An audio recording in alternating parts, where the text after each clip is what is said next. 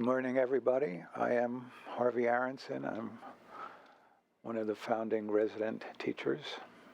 Anne Klein, my wife, is the other. She's in Europe currently teaching. So we start on Sunday morning. Actually, for teaching, we won't do that. We'll do that for the meditation. So this is just we have about a half hour to do some talk on basic Buddhism.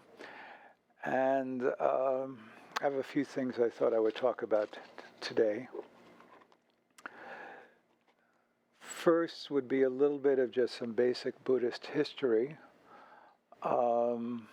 We date Buddha approximately 483 BC to 563 BC. Lived about 80 years. Started off as a prince. Saw some things that were very, very distressing and decided he wanted to become free from distress. He took on about a 7 or 8 year spiritual quest. And then at about the age of 32,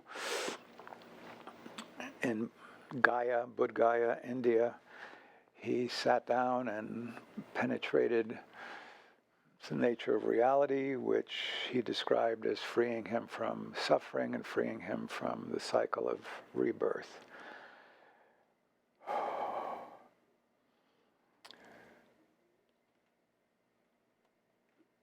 So I just wanted to share one or two things about the history of Buddhism that people may or may not know, but I think they're kind of important and interesting. And one is that initially the teachings were handed down orally. And so there was a conclave at the end of Buddha's life, and there was a rehearsal of everything he had taught. But the climate in India is pretty severe, and they didn't actually have books the way we have books. They did do some things on banana leaves, but you can imagine what the half-life of a banana leaf is. So the teachings were maintained orally, and people would, and they were categorized. So there were the longer teachings, there were middle-length teachings, there were a whole set of teachings that are basically called One More, and that was a set of teachings where the teachings were given on the basis of numerical categories. So all the teachings that sort of had one as a major topic were grouped together, and then there was the twos, and then the threes, and then the fours. And the other thing to recognize when you look at the early teachings, the earliest level of teachings that we have maintained are called the Theravada discourses. They don't read like anything you would normally read in a kind of normal Western novel. There's a lot of repetition. And part of the reason there's so much repetition is because these teachings were maintained by heart. Some of you may be familiar with this movie. It's actually a remake, Fahrenheit 451, where there are book burners and then people decide to learn books by heart. Well, essentially all of the early Buddhist texts were learned by heart, and they were kept by heart. So it characterizes the nature of the teachings, and if you were to read some of the early teachings, you would see that this has a very, very particular flavor. The other thing just to mention is that in accord with the custom of the day, the spiritual seekers during the time of Buddha's life were wanderers, and they were beggars. They basically lived off of begging alms, walking around, collecting food, clothing. And Buddha adopted that model. But again, you wouldn't know about it, Indian weather, but from about sometime in June to sometime in September, it's the monsoon season in India. And before that, it's terribly dry and terribly hot. and then the monsoon comes, and then all vegetative and animal life just goes crazy. And if you're like on a road in the middle of the monsoon season, often the roads are covered with worms. I mean, they're just crazy covered with worms. And so you can't really walk around without genocidal activity on worms. And Buddhists are considered themselves to be kind and compassionate. They don't like to take life. So Buddha made the decision that when the rains came, they would shelter in place and stay in one place for the duration of the rainy season. And that was the historic origin of the monastery, where people stayed in place for the rainy season, and eventually, of course, just the length of time that people would stay in a fixed place got longer and longer and longer. Though still, at least in some of the Buddhist countries, especially in South Asia, Ceylon, Thailand, Burma, maybe parts of Vietnam, monks still go out begging for their food with large bowls, and that's how they at least get their food. But they typically have a place of residence, although some live in the forest, and it's basically just living in the forest. So just a little bit of history and a little bit of information about Buddhism in its outward form. And I wanted to say something about our practice that we'll do at 11. We practice a basic form of attention, which is we pay attention to the breathing, we rest in the breathing, and or we chant a syllable hung. We chant the syllable hung twice, hung, hung. So we're cultivating attention. Another way to say it is we're cultivating mindfulness. And many people practice mindfulness. And mindfulness is basically awareness of what is occurring in our mind and our body. If we practice mindfulness for a very, very long time and are really attentive to our process of mind and body, it can lead to understandings in a very, very deep way of things like impermanence and the insubstantiality of our experience, and just how evanescent every moment of our experience is, and how even our bodies that we don't necessarily touch into very carefully on a day-to-day basis, is just our experience of our bodies is really just momentary flashes of experience that we superimpose a sense of solidity on our experience. And that sense of solidity and duration is what, in a deep way, we hold on to, even though all experience is absolutely changing moment to moment. And there's consonance in that between modern Western science and Buddhist meditative experience. So when we practice mindfulness, we're cultivating an attention, we're just cultivating a kind of awareness of what is. And I like to give one or two words which are acronyms. And this morning I'll talk about the acronym WISER for the practice of mindfulness. And WISER starts with W, which is wonder. And so wonder is just really a kind of fresh, open attention that we bring to our experience. You know, I'm basically going to suggest at 11 that we place our attention on the breath and we rest in the breath. And you might think that's kind of stupid. And so I just encourage you to have an attitude of wonder and see what it's like. I mean, we are all now accustomed to, in a way, overkill by way of stimulus. We've got HD TVs that, you know, at home, they're either 55 or 75 inches. They've got pixels up the wazoo. You know, the range of colors is extraordinary. The sound is super sound. And so we're very, very used to, in a way, overkill stimulation with our senses. With mindfulness practice of our experience, we're really turning internally and looking at what's happening on a moment-to-moment basis in ourselves.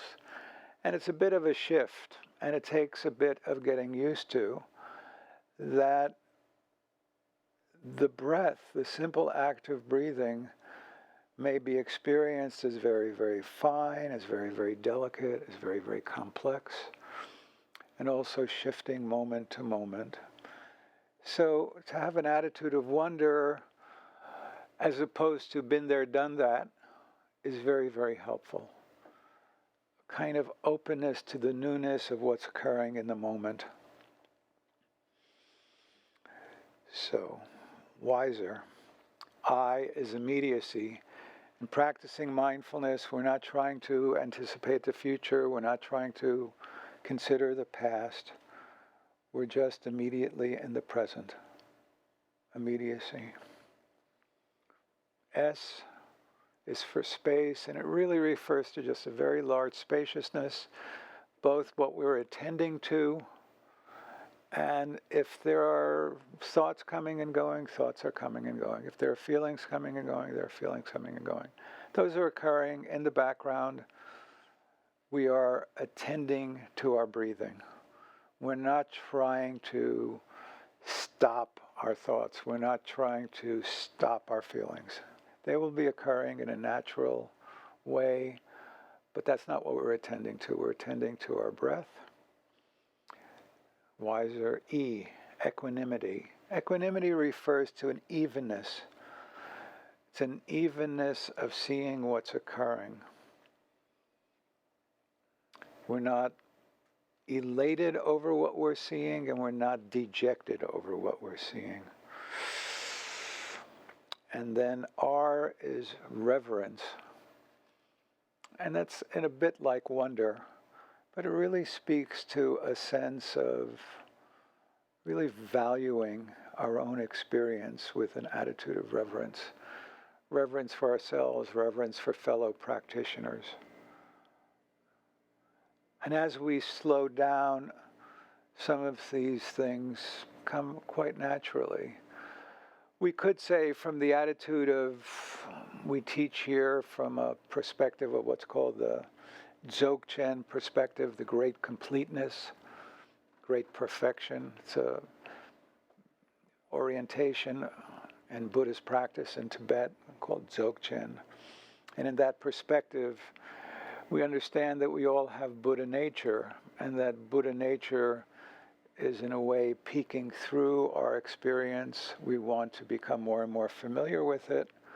And all of these qualities of wonder, immediacy, spaciousness, evenness, and reverence can be understood as qualities of Buddha mind that we already have, and we're both cultivating them, but we're cultivating them to allow them to emerge more fully.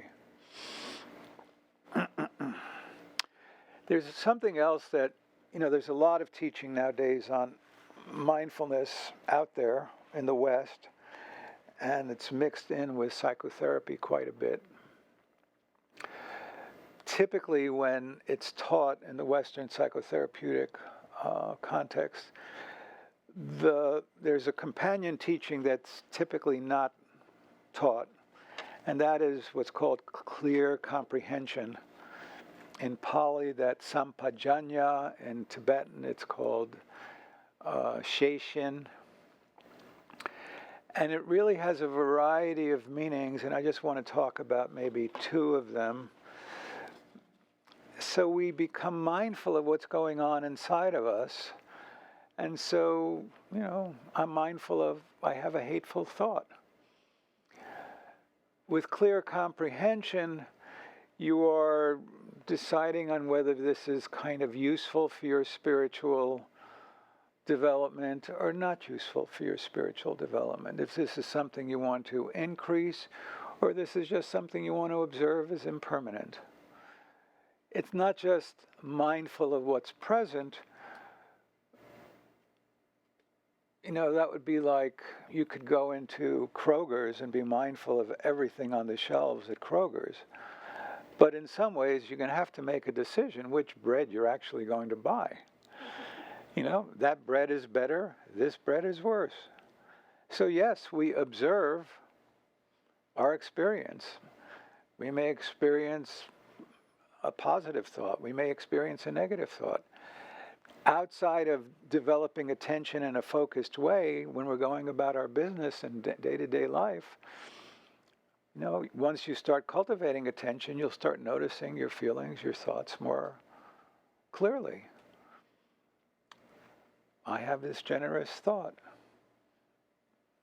I'm aware of that. That's positive for my spiritual development. That's positive within the framework of what I want to develop. I'll spend more time with that. I have this really negative thought about this other person. I'll notice its impermanence. This is clear comprehension. So mindfulness, especially off the cushion, is always going to be linked with clear comprehension. What do I do with the nature of my experience of what's going on?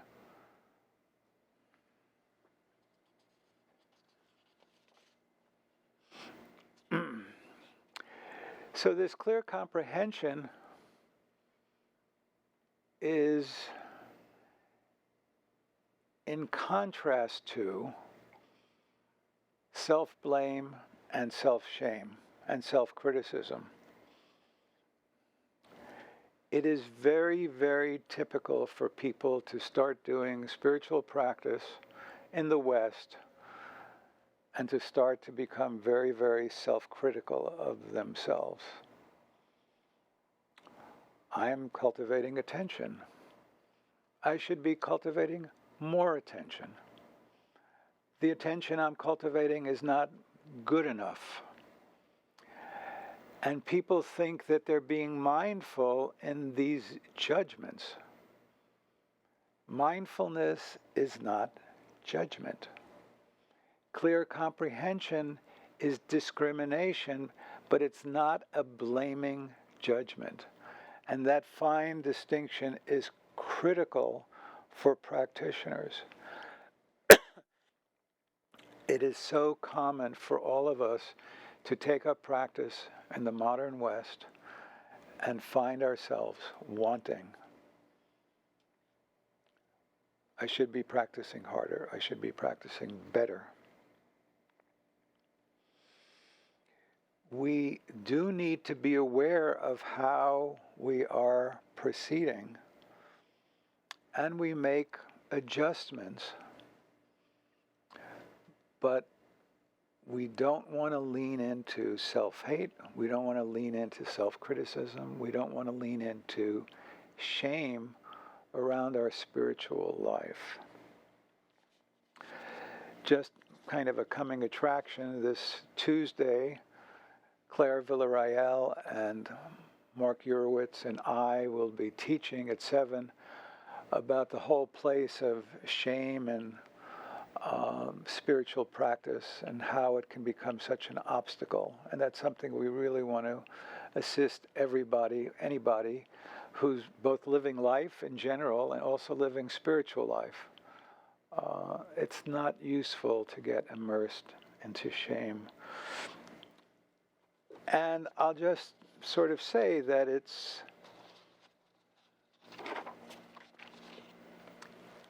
a kind of easy trap to fall into. And why is that?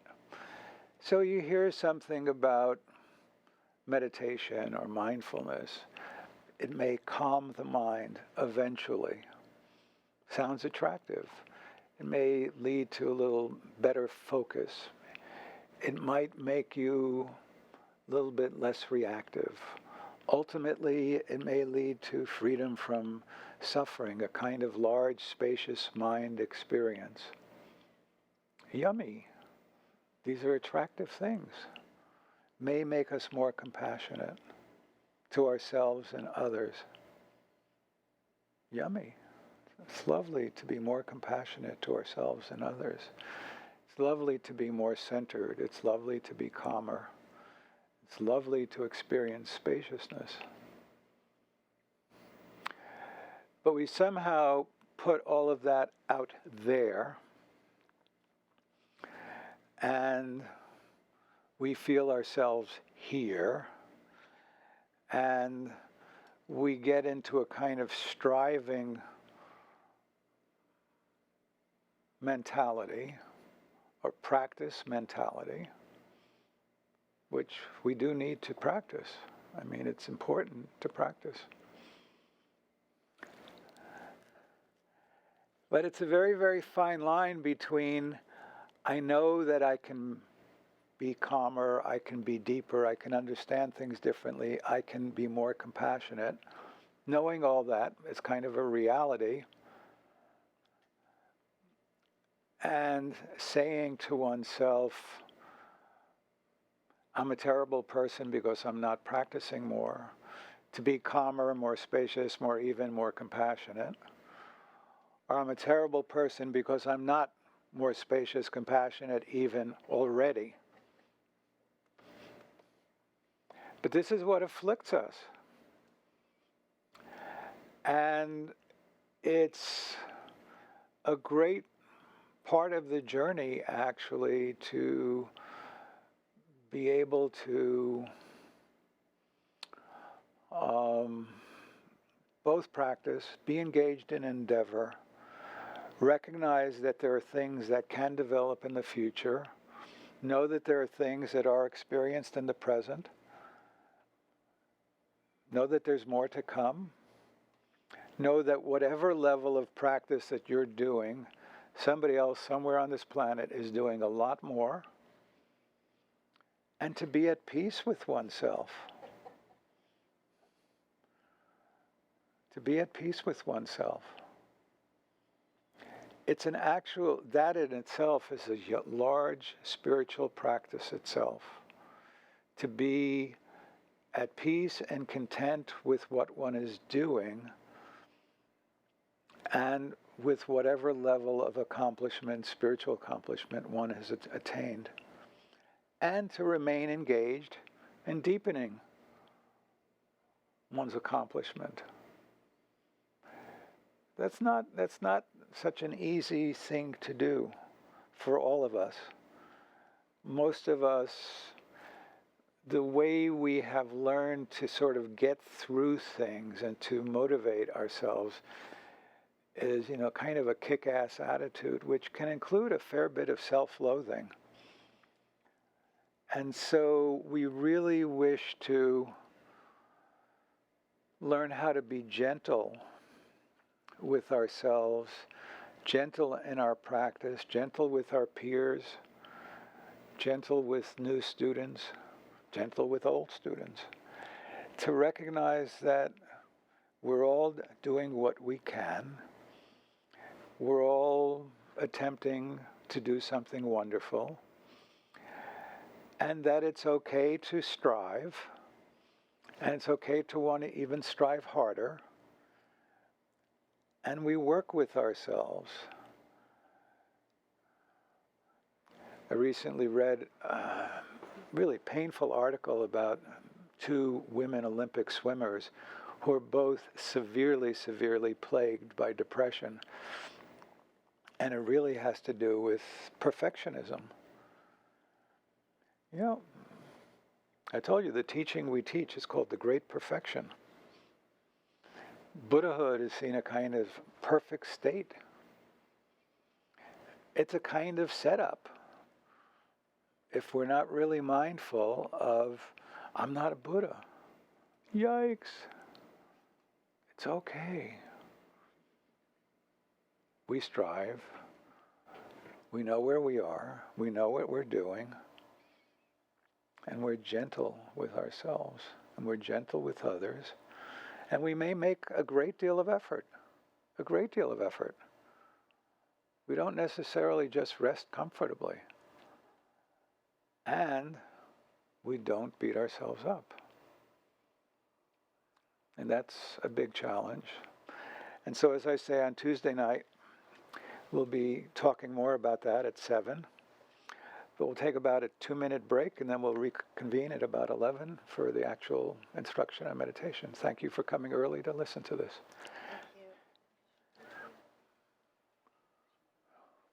Deep in my pained heart, see me with compassion. I have no other hope.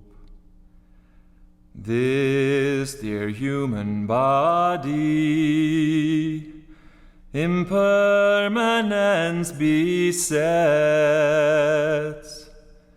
Do you not fear your death, good and faithful student? The 5 skandhas gather and disperse who knows when. Heartily think on death, good and faithful student. Karma never deceives, so give up wrongful thoughts, engage dark